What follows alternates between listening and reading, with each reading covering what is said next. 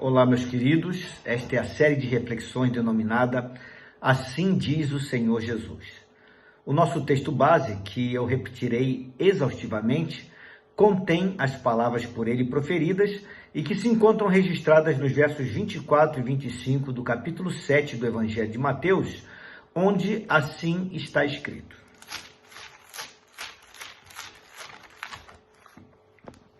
Quem ouve minhas palavras e as pratica, é tão sábio como a pessoa que constrói sua casa sobre uma rocha firme.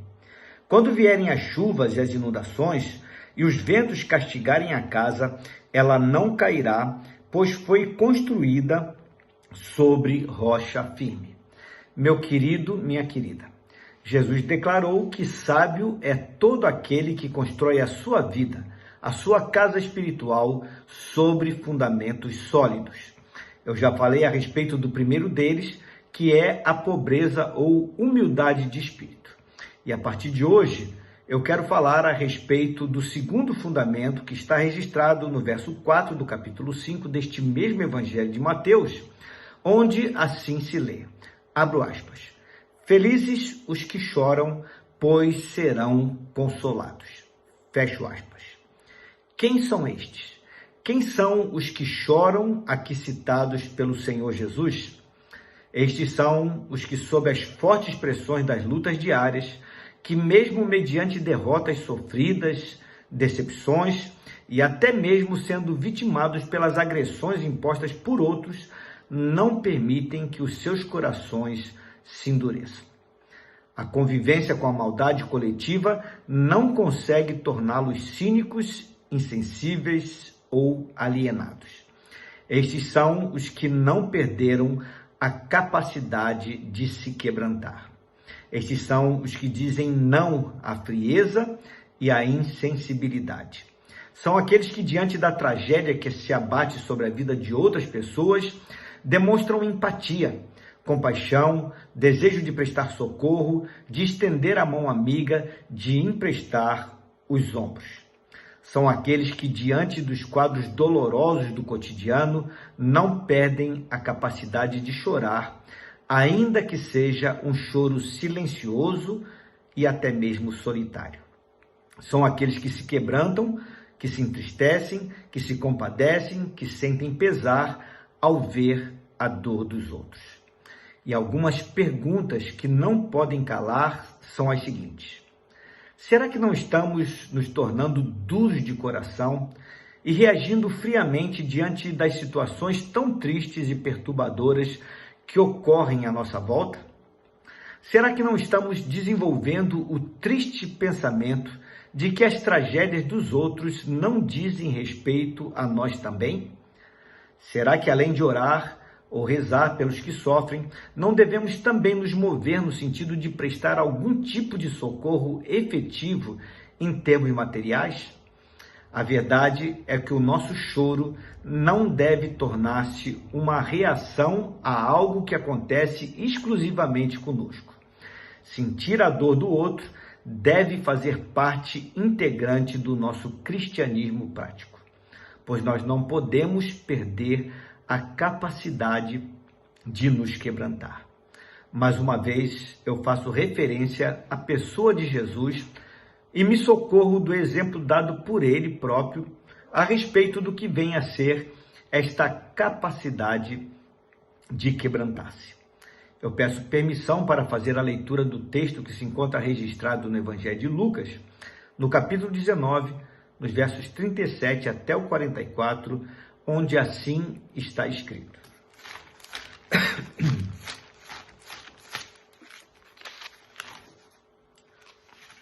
E quando já chegava perto da descida do Monte das Oliveiras, toda a multidão dos discípulos, regozijando-se, começou a dar louvores a Deus em alta voz por todas as maravilhas que tinham visto, dizendo: Bendito o Rei que vem em nome do Senhor, paz no céu e glória nas alturas. E disseram-lhe de entre a multidão alguns dos fariseus: Mestre, repreende os teus discípulos. E respondendo ele, disse-lhes: Digo-vos que se estes se calarem, as próprias pedras clamarão. E quando ia chegando, vendo a cidade, chorou sobre ela, dizendo: Ah, se tu conhecesses também, ao menos neste dia, o que a tua paz pertence, mas agora isto está encoberto aos teus olhos. Porque dias virão sobre ti, em que os teus inimigos te cercarão de trincheiras, e te sitiarão, e te estreitarão de todos os lados, e te derrubarão a ti e aos teus filhos, que dentro de ti estiverem, e não deixarão em ti pedra sobre pedra, pois que não conheceste o tempo da tua visitação. Meu querido, minha querida, notem bem, aquele não era um dia comum na vida de Jesus. Não. Ele estava entrando na cidade e o povo o estava aclamando como sendo o seu rei e todos davam glórias a Deus pela vida dele. Aquele acontecimento era algo maravilhoso. Jesus poderia até ter pensado, finalmente este povo compreendeu por que eu vim ao mundo. Aquele acontecimento era também muito inquietante, pois os fariseus chegaram a pedir que Jesus repreendesse os discípulos, porque na opinião deles, os mesmos estavam se passando, e o fato de quererem proclamar o rei poderia despertar a ira dos romanos. No entanto, Jesus manteve-se sereno quanto a tudo o que estava acontecendo. Havia coisas mais significativas pelas quais ele deveria realmente inquietar-se. E o texto deixa bem claro quais eram elas. Lucas, o escritor deste evangelho, afirmou no verso 41, abro aspas, e quando ia chegando, vendo a cidade, referindo-se à cidade de Jerusalém, chorou sobre ela. Fecho aspas. Jesus chorou, pois sabia que aquele povo não enxergava nem compreendia a importância do que estava acontecendo de fato ali naquele dia. Jesus chorou, pois sabia que por causa da dureza do coração, da cegueira espiritual, aquele povo iria, num futuro muito breve, sofrer pressão da parte dos invasores e aquela cidade seria assolada e ocorreria grande destruição, porque nas palavras de Jesus, aquele povo não conheceu o tempo da visitação divina. Jesus chorou, pois sabia que aquele povo estava esperando um Messias, um Redentor. Ele é tudo isto e muito mais. No entanto, as pessoas não o reconheceram como tal. Estavam tão cegas que desprezaram o Senhor da glória para a sua própria ruína.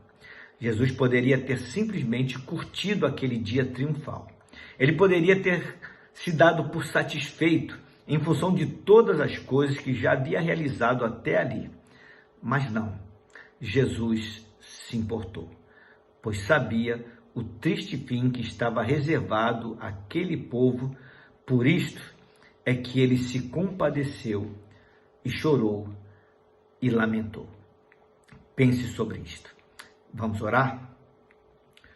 Pai amado, estamos agora diante de mais um fundamento precioso para nós que queremos construir uma casa espiritual, uma vida saudável, que é o alicerce da capacidade de quebrantar-se.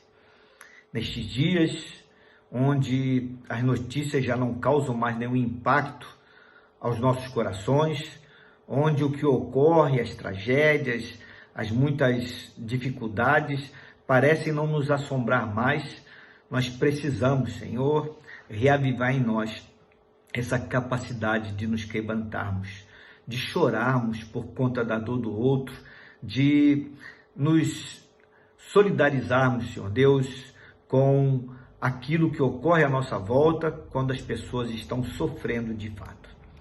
Que nós não endureçamos o nosso coração, que não estejamos tão preocupados com o nosso próprio sucesso, levando em conta isso, que isso nos leve a um ponto de não nos preocuparmos e nem nos importarmos com o sofrimento alheio.